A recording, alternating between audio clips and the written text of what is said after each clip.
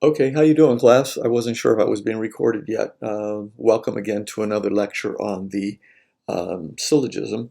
And in the last couple of lectures, kind of gave you a brief overview of syllogisms, talking about how my son, kind of like gave me a unique learning opportunity for me to use his little moment of discovery to then talk about, the syllogism, how it appears in our brain in our normal course of thinking, and how Aristotle kind of saw the formula in our thinking.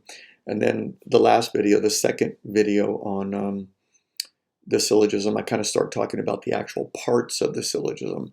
So it's important to know that the syllogism is used in all kinds of, it's always operative in our thinking, whether we're thinking about race issues, whether we're thinking about education, the criminal justice system, or just some basic things that you're doing, thinking about somebody that you're interested in on a personal level. So if you're meeting somebody, you have a dating app and somebody says, I live in Coronado.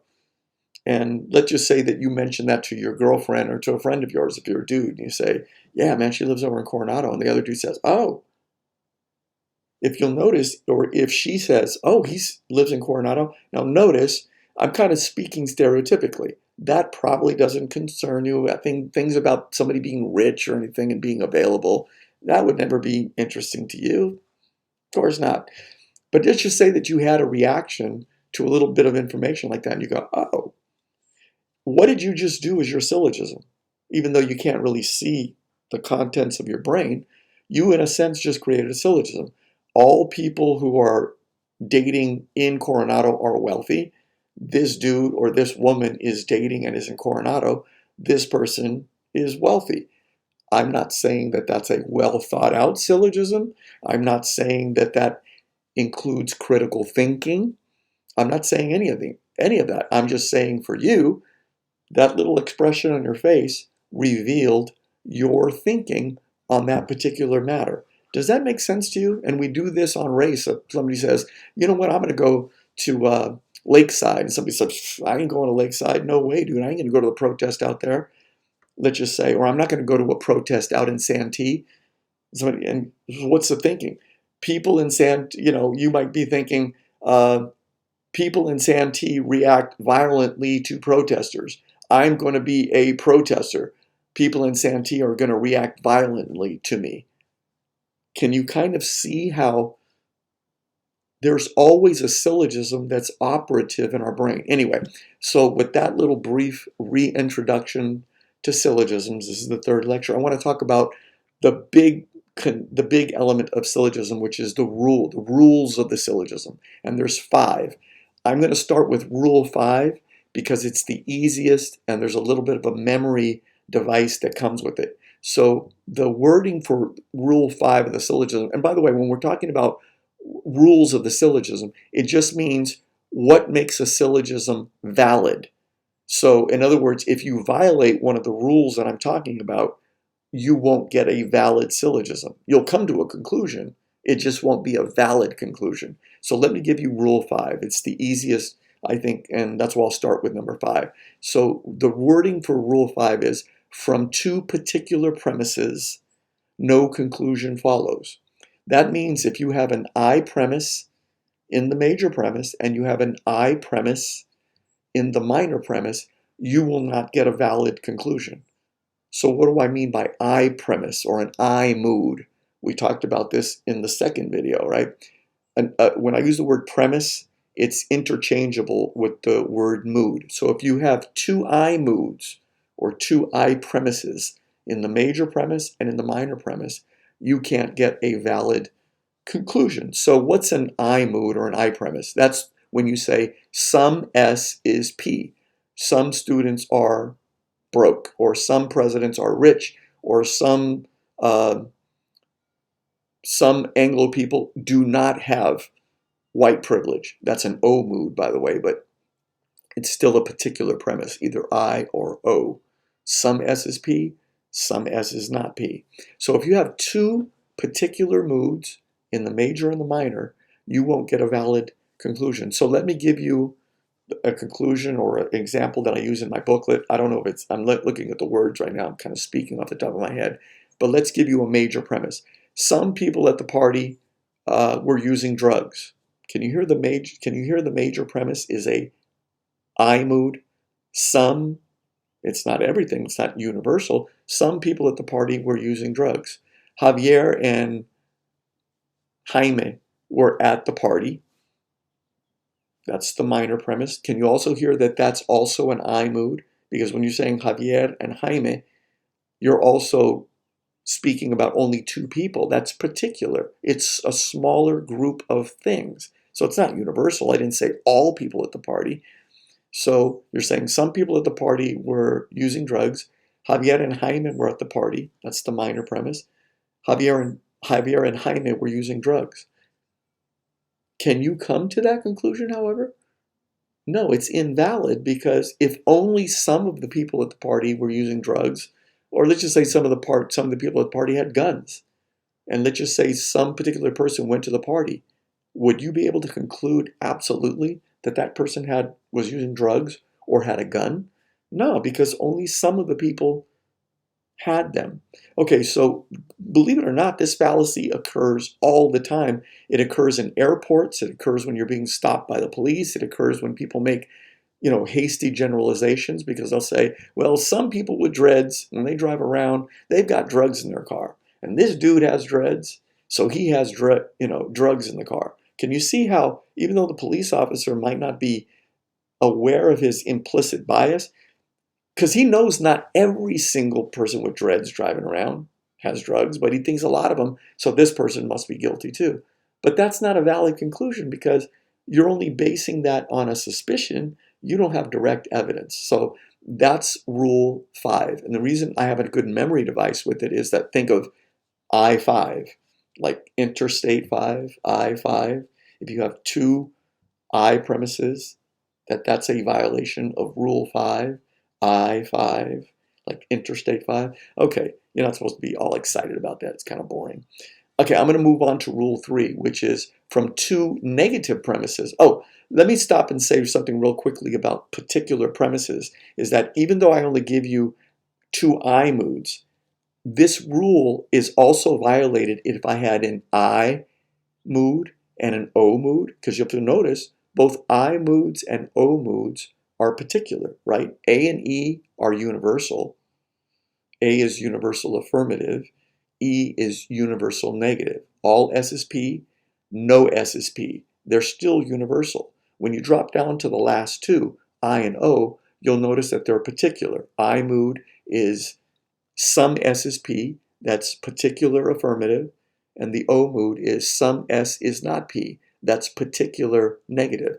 But in both cases, I and O are still referring to particular moods because we're not talking about an entire group, it's just some.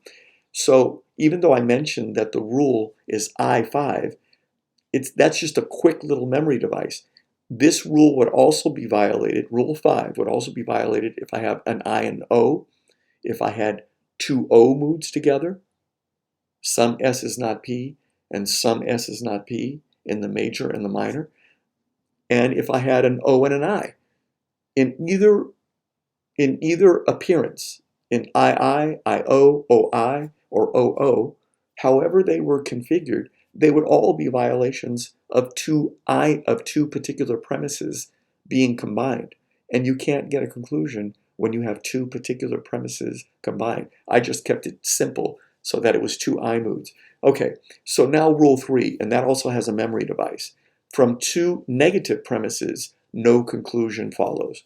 Do you remember two negative premises? So let's think of an E mood. No S is P. No S is P. No president is broke. So if I have two E moods together, I will also get an invalid syllogism. So if I have no S is P as the major premise, and I have no S is P as the minor premise, I will not get a conclusion. So let me give you an example. Let me give you the wording again. From two negative premises, no conclusion follows. And by the way, the memory device there would be E3. It's Rule 3, right? Rule 3. And it has to do with E moods. E3, E3, you might even think, E3, I remember he said something. I5, two I moods. E3, two E moods. That's going to give me an invalid syllogism. So let me give you an example. I think the book, it says something like, no pets are wild. I'm just talking about pets. No pets are wild. No vulture is a pet. No vulture is wild. Now, who the hell would be caring about vultures? Come on, man. Just like, give me something that's real. I'm just trying to give you something that has two E moods. So if you'll notice, the major premise is no pets are wild. Can you hear that? That's no S is P. That's an E mood. That's an E mood in the major premise. Now the minor premise. No vulture is a pet. No vulture is a pet. That's also an E mood. Can you hear that there's two E moods? And so that's already going to be valid. And then if you're invalid, and then the conclusion will be no vulture is wild. Now we have to kind of explain why is that the case? Because you might think, well, no, that looks like a pretty good conclusion. It looks like, we've got the middle term in the right position. The middle term is in the right position. It looks like it's valid. But notice here that what's happening in this particular syllogism is middle term pets, because it's in the M position. Think MP, SM. What's the middle term in this particular syllogism? It's the word pets. And the word pets is being negated from the other two terms, wild and vulture. Now, you can look in the workbook as I'm speaking this. Hopefully, you can just pause me and then just get your workbook, the logic book, and then kind of look at it. But if you look at it, the middle term, which is pets, what's the middle term supposed to do? It's supposed to link the other two terms. But in this case, the middle term pets is saying, I have nothing to do with vultures, and I have nothing to do with the category of things that are wild. So you can't make a conclusion because the middle term, which is supposed to link the other two terms, the S and the P, in this particular case, the middle term is saying, I have nothing to do with either of those two terms. And I know how I'm sounding. I've been doing this for a long time. I hear my voice to you, and it's Charlie Brown's professor, right? Wah, wah, wah. But think about it for a minute. Let's just say that a police picked me up and said, we want you to come downtown and identify two people. So they bring me into police headquarters, and I see two people sitting at a police desk that I have never seen before. And the police ask me, can you identify this one person? I go, no, I've never seen them. And then they look to the other person. Can you identify this person? And I say, no, I've never seen them. So if I've never seen them, am I able to say anything about their relationship? Question mark, question mark. In other words, could they be lovers? Could they be mortal enemies? Could they be friends? Could they be cousins? Could they both work together? Could they be mild acquaintances? Could they be church members? I don't know anything about them. So think of me in this particular case as being the middle term. I can't establish any identity between these two people. And that's exactly the same thing that's happening in this particular syllogism. The middle term pets is saying no pet is wild. So it has no identification with this category of wild. And then it says no vulture is a pet. So no vulture has anything to do with pets. So in other words, pets has nothing to do with those two other terms. Therefore, I don't know what the link is between S and P. It might be that somebody has a vulture that's not wild. Who knows if that's possible? But in other words, the middle term cannot establish any identity between the S and the P. Okay, that's rule 3, E3. Keep that in mind. Now I'm going to run into rule 1. Rule 1 is, why am I bouncing like this, 5 to 3 to 1? Because I've taught this a long time, and I think that there's a certain amount of intellectual flow which happens this way. So rule 1 would be, there are only 3 terms in the syllogism. You can only have 3 terms in a syllogism: an M, an S, and a P. If you'll notice, if you look at any syllogism, it always has 3 terms. The M kind of appears 2 times, the S appears 2 times, and the P occurs 2 times. You cannot have 4 terms in a syllogism. And in the booklet, I'll kind of have, none of these examples are the best, and excuse me for, not having it completely memorized, but hey, I'm a human being. And it'll say something like, let's see, um, in the booklet on, I'm not sure what page because this is a little bit slightly older version of the booklet, and the one that you have, the PDF file that I just uploaded, the pages are slightly different, but this is like, it would be around page 61, 62, something like that. So anyway, here's the example I have of a Rule 1 violation. And Rule 1 violation, again, is there must only be 3 terms in a syllogism. So here's from the booklet. It says, environmentalists are progressive. That's the major premise. Scientists are naturalists. Scientists are progressive. Can you kind of hear right off the bat there that you don't have that neat little formula when you can kind of hear the term, the middle term especially, repeating twice again? I'm always reversed on this freaking camera. The middle term doesn't appear again. You actually have 4 terms. And if you have 4 terms in a syllogism, you will always have an invalid syllogism because the middle term has to appear twice so that it can link the other 2 terms in the conclusion. And in this particular syllogism, you'll see that you have 4 terms, and that always is going to guarantee you an invalid syllogism. We'll have a little work exercise slightly later so that you can get some practice kind of going over these and say, oh yeah, that's rule 1, oh yeah, that's rule 3 and stuff. Now, by the way, I fully recognize that most of you going through a logic class, this is going to be some material, or this particular part of the class is going to be the part that, yeah, I have to jump through all these hoops. The state of California is requiring me to learn induction and deduction and syllogistic reasoning. I know. If you get anything out of this particular course that's worthwhile, just say, hey, people have thought about the thinking process for millennia, for thousands of years. You might not be that interested in it, but there are people who are interested in the thinking process. And if all you want to do is memorize it enough so that you kind of get through this course, get your grade, move on, that's cool. Some of you might kind of like logical elements, and that's cool too. I'm doing my best. I'm giving you the rules of the syllogism. You can love it or leave it. It's up to you. Now I'm going to move into rule 4, which is that the mood of the conclusion must always follow the weakest mood. I'll say that again. The mood of the conclusion must always follow the weaker mood. So if I have an A mood, let me just answer this real quickly. Sorry, you get interruptions when you're doing videos, recording. Keeping it real. And anyway, if I have an A mood as the major premise, all presidents are rich. That's the main mood. An A mood. Can you hear all S is P? All presidents are rich. That's the major premise. And then I had Donald Trump is a president. Can you hear that? That's an I mood. You can notice that the mood of the conclusion has to be I. I have all presidents are rich. Donald Trump is a president. Can you hear that? That's an I mood. Notice how the conclusion had to go to I, because you cannot jump back up to a major premise you can't come up to a universal conclusion. The conclusion is going general to particular. So anyway, if that's getting a little heady for you, let me just give you another example.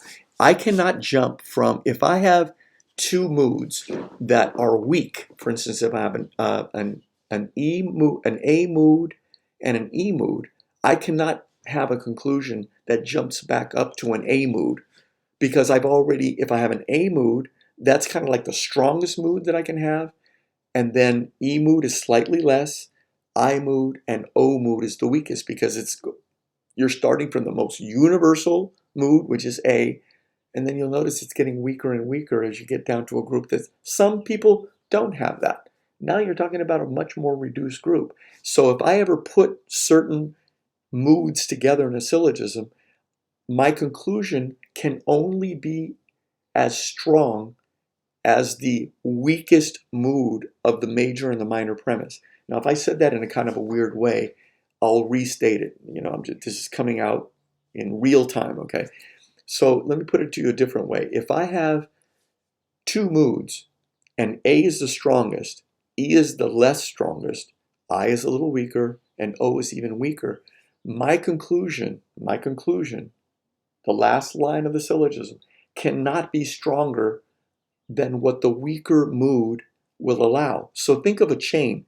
How strong is a chain? If you have a strong link of a chain along with another link of a chain, steel, and then you have a piece of that links of the chain is made out of rope. How strong is that chain?